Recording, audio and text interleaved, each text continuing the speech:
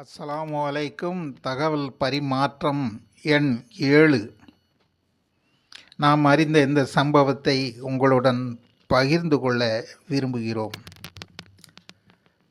நபி ஸல்லல்லாஹு அலைஹி வஸல்லம் அவர்களின் பிரிவுக்கு பின்னால் கிறிஸ்தவர்கள் முஸ்லீம்களுக்குள் நீண்ட காலமாக பகையும் சண்டையும் நீடித்து வந்தது.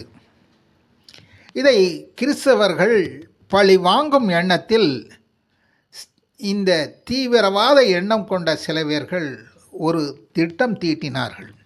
அது என்னவெனில், அடக்கம் செய்யப்பட்ட நபிகளாரின் உடலை அவருடைய ஹபரிலிருந்து கைப்பற்றி அவரை கேவலப்படுத்த வேண்டும் என்பதே இவர்களுடைய குறிக்கோளாக இருந்தது. இப்போது என்ன செய்யலாம் என்று எண்ணும்போது 2 தீவிரவாத மக்களை 2 பேரை தேர்வு செய்து இரகசியமாக இவர்களை மதீனாவுக்கு அனுப்பினார்கள்.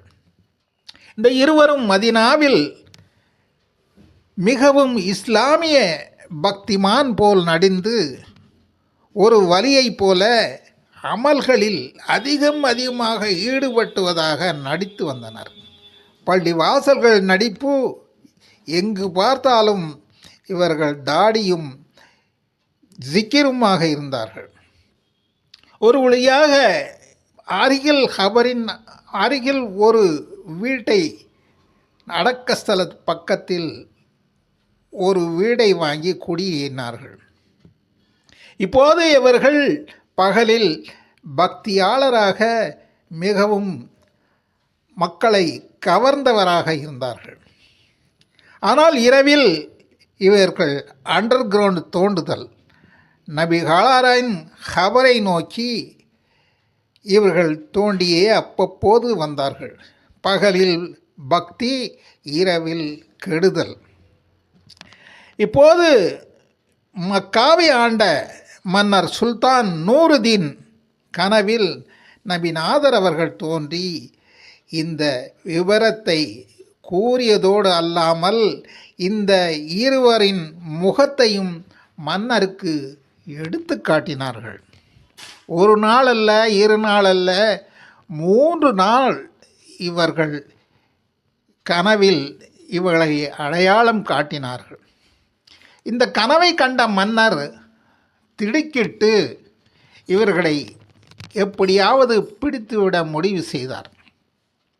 இப்போது மக்காவிலிருந்து மதீனா வந்து அந்த ஊர் மக்களுக்கு பணம் செல்வங்களுடன் வந்து இந்த மக்காவாசிகள், மதீனாவாசிகள் அனைவரையும் வரச் செய்து தர்மம் கொடுத்து இந்த 2 தீவிரவாதிகளை அடையாளம் காண முடிவு செய்தார். இப்படி செய்யும்போது ஆனால் மக்கள் எல்லோரும் வந்தனர். இந்த 2 பேரை மட்டும் தவிர. இந்த நிலையில் யார் யார் வரவில்லை என்று கண்டுபிடித்து தம்மிடம் கொண்டு வருமாறு இவர் தனது வீரர்களை அனுப்பி தேடினார். தர்மம் செய்யாதவர்கள் சிலர் வந்தார்கள். ஆனால் இந்த 2 பேருமோ எங்களுக்கு தர்மம் தேவையில்லை, எங்கள் அல்லாவின் பொருத்தம்தான் எங்கள் வேணும் என்று நாங்கள் வரவில்லை என்றார்கள். இதை கேட்ட அரசர் இவர்களை பிடித்து வரும்படி அடையாளம் சொன்னார். அதேபோல இவர்கள் வந்ததும்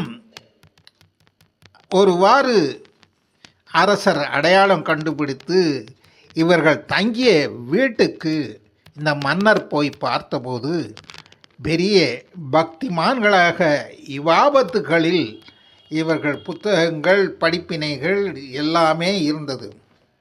ஆனால் நபிகளார் அடையாளம் காட்டியது முகம் இவர்களிடம் தெரிந்ததால் தீவிர விசாரணையின் பின் இவர்கள் உட்கார்ந்து இருந்த, இபாபத் செய்திருந்த போர்வை பாய்களை அகற்றி பார்த்ததும் இவர்கள் தோண்டிய குகை வழி தெரிந்தது. இப்போது மன்னர் மிகவும் கோபமடைந்து இவர்களை விசாரித்த போது இவர்கள் கூறினார்கள், ஆம், நாங்கள் எதற்காக வேண்டிதான் நாங்கள் இங்கே வந்தோம். ஆனால் இவருடைய ஹபரை நெருங்கும்போது கடும் புயல் ஏற்பட்டு எங்களை நெருங்க விடாமல் தடுத்தது என்று கூறினார்கள்.